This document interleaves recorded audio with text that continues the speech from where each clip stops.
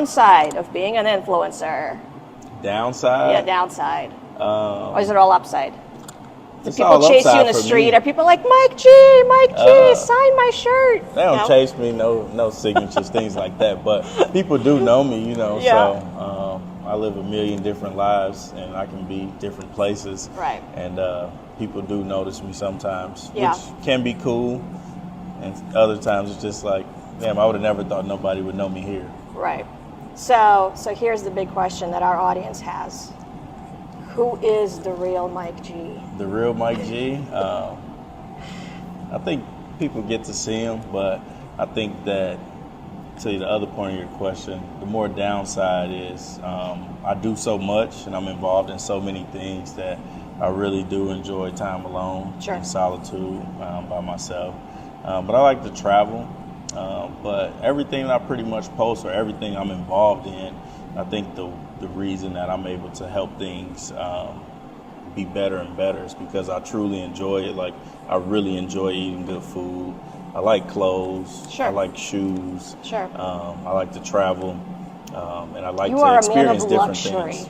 Yeah, that's the goal, I've been broke before, but I ain't going back. So Right. I do what I need to do to sustain this lifestyle. Do you think your appreciation for the finer things in life are, like, to what extent are they connected to being broke?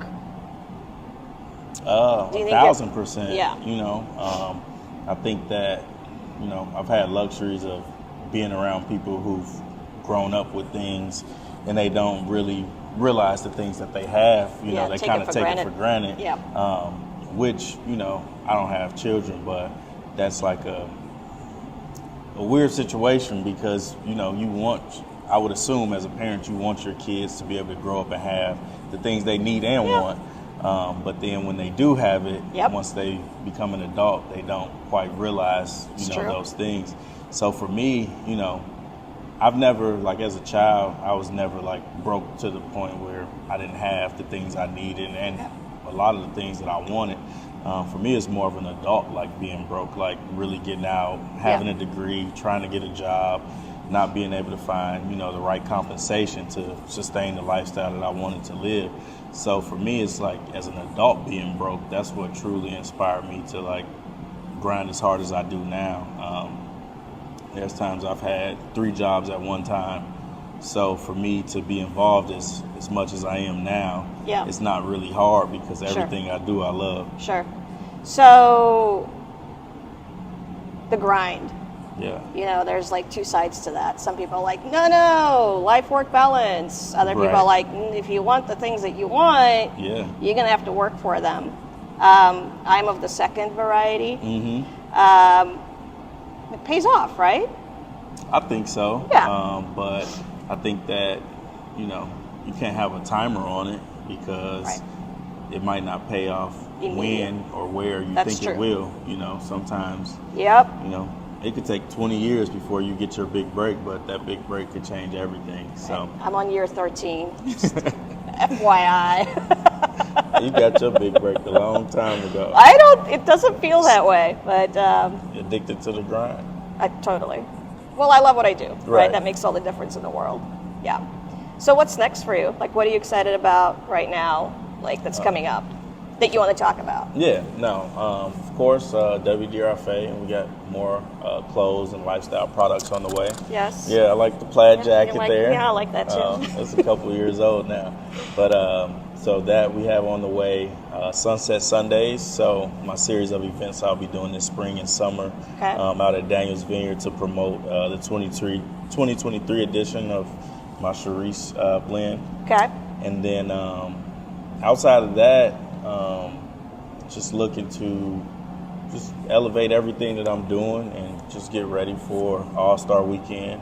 Got a lot of things in the works with Hang Time, working with a lot of big companies. So just staying focused. And then just signed another deal with Hang Time this week that I can't really talk about, but that'll be coming before AllStar. So So speaking of AllStar, how are you in one of those committees? No? What? Well, that seems like an oversight. Yeah, I don't think I'm cool enough.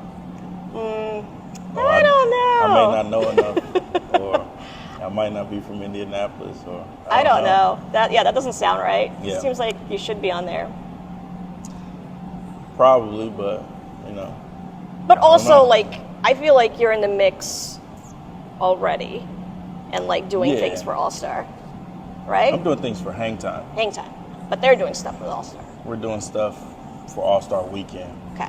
I wouldn't say that we're doing anything for AllStar specifically. Gotcha. But we have some things in the works with sports organizations here in the city. But awesome. Yeah, in regards to like actually being on the AllStar committee, no, I'm not on there. But I think that I will be able to do things that, you know, I won't need necessarily the help of the committee. Sure. But I do know that I'm connected to a lot of people that are on the committee. A lot of people on the committee respect me and the things I've done and will continue to do. So I don't really take it personal or anything like that. Sure. And to be honest, I enjoy not having to volunteer. Yeah. I like hear you. making I money. hear you on that. Yes. If you could read my mind on all of that, yeah, we're on the same page. Yeah. And then the other thing to that is just, you know, I think what they've done is great because they have embodied a lot of people together. But on the flip side, it's terrible because when you have that many people trying to plan for something, nobody will ever be on the same page. Correct. And who's ever at the top will just be able to push their agenda through because there's no way you can get 400 people to agree to anything. Right. So, you know, and it's tough. it's also not super well funded.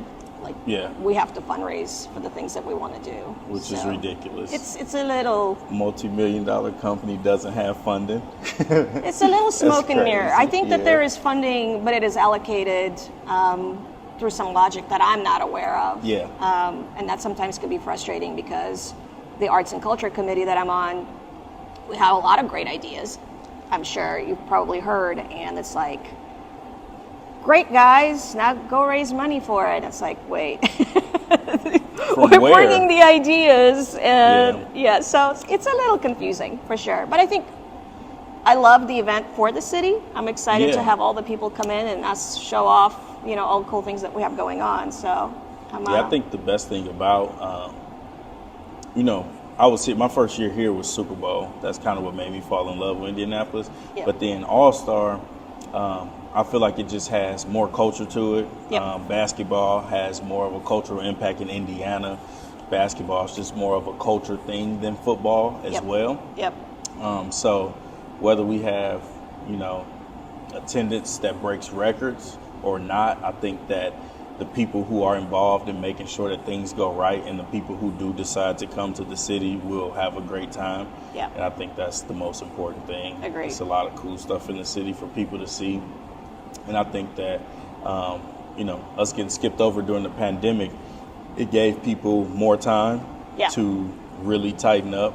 So I think that, you know, if you do have a business in the city right now, or if you're part of any organizations, like, you will be ready when February gets here. Sure. Okay. Rapid fire round, and then you can. Yeah, exactly. Rapid fire. Yes. Favorite curse word. Okay. Favorite book you've read recently. Haven't read anything recently, but favorite book is I guess that don't really help. Well, my real favorite book is like this Carhartt Work in Progress book, because it like details like a lot of things that they do in regards to the work in progress side of their brand. And they had like, it just shows how being intentional in life can, you know, just set you apart, and whether it works or not, you're okay with the results.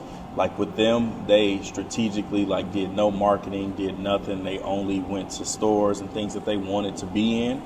And they said, we aren't marketing for 20 years. So they started the brand in the 90s, and they didn't start marketing the brand until the 2010s. That's crazy. So, but it was like so intentional which makes sense why you see it so much now, but you hadn't seen it over the last 10 years that much. Yeah, now that you mention that. But they really break it down. They show emails and everything of like people involved, like going back and forth. So you're over there taking notes. Is that why WDRFA is like sort of low key? When you pop up and you disappear. That's the vibe. A little bit. Okay. I think so. But yeah, for me, I think I got attention span deficit or whatever it's called. ADD. I can't really read. Yeah. I can't really focus that much. Song that makes you feel nostalgic. A song? Yeah.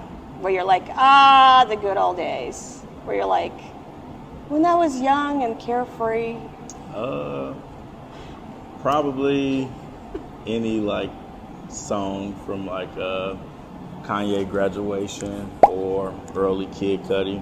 Okay. But if I had to choose one song, I don't know, probably Kanye Homecoming. Okay. Yeah.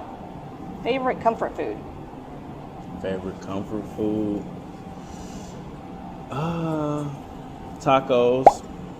West Coast or Yeah, like as authentic as possible. Okay. Yeah. Okay. Favorite movie? Favorite movie? Blow. Yeah, with Johnny Depp about George Young. Okay. Yeah, it's my favorite movie. Okay. So when you die and you get to the pearly gates, what is God going to say to you? Man, I don't like to think that far, but if I had to say what he would say to me,